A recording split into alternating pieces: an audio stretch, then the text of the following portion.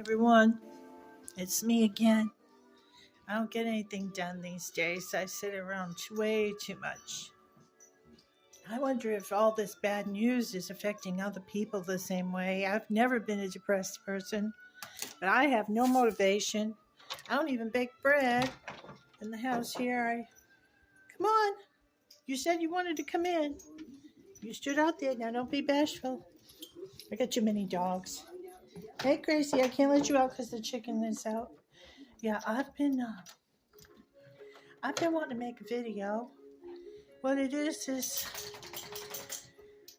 there's so much going on, and it's incredible how much is going on. And I'm going to try to stay still for you. I sit around on the YouTube too much because my phone doesn't work, so I use the internet. The internet works. In fact, they gave me double the data this month. I think they feel guilty. I've been on the phone with the FCC over the years, and in complaints with the FCC. I've been in complaints now with the Attorney General, and I'm in complaints with the carrier. So I'm over it. I've gone through this too many years and spent too many dollars on constant compromised phones. They're cheap phones, but they're phone you keep buying an Android. I mean, a prepaid Android is about $50 for one. So what I'm doing now is I'm going to try to get an audience with the governor. And I like this governor here, so I feel confident she may take a little time for me and cut out a little time for me because I can't afford a private investigator to find out who is the person or agent or agency that's doing this to me for these many years. It should have concluded by now if it's an investigation. That's way too long. So, why, with my money buying the phone and buying the service, would it be intervened on? I don't have a criminal record, and I don't have mental illness, and I'm not retarded. That's another thing. My YouTube has no comments on it. I think it's a kids YouTube, or a restricted YouTube of some kind. I don't even know if people are seeing my most recent YouTube videos. So it's like I'm living in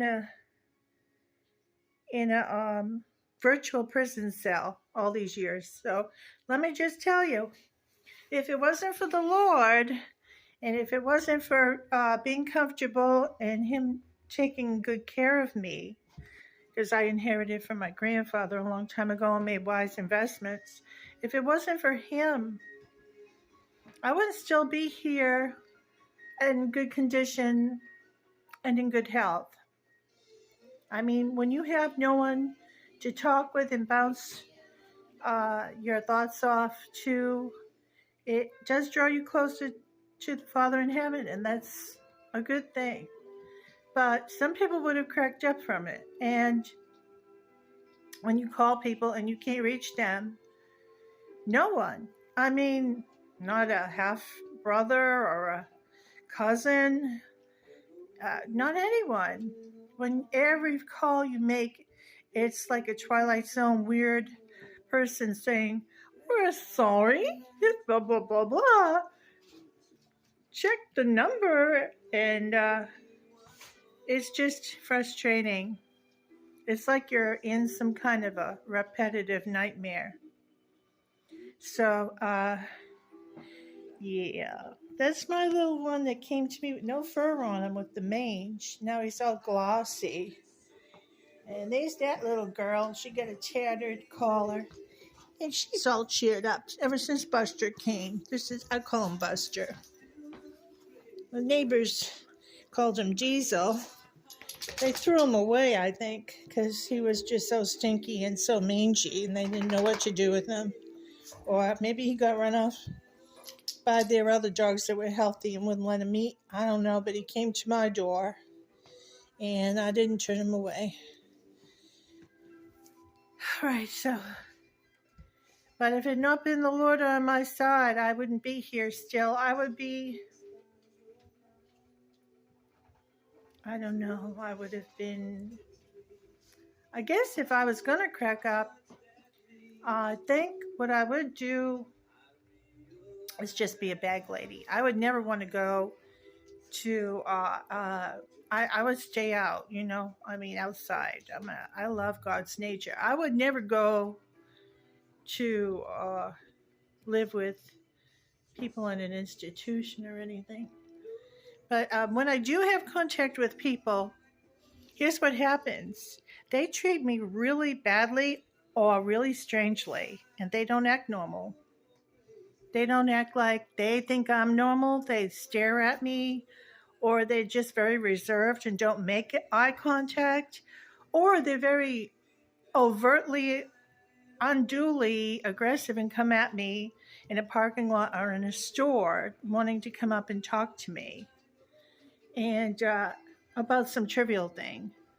And it's very hard to go through life with that stuff going on and walk that minefield and not overreact or react at all, because that will feed into whatever this narrative is, if it is that I'm not right or something like that. So consequently, your contact with people not being very favorable, you want to stay in more. But guess what? Okay, and there's people got worse trouble than me too. But I'm going to see if I can find out what this is and we can bring it to a conclusion. I don't know. I don't know if it's money motivated, if they have money in it for themselves, the longer they drag it out. I don't know what it is. But I'm going to try to find out this year, so pray for me.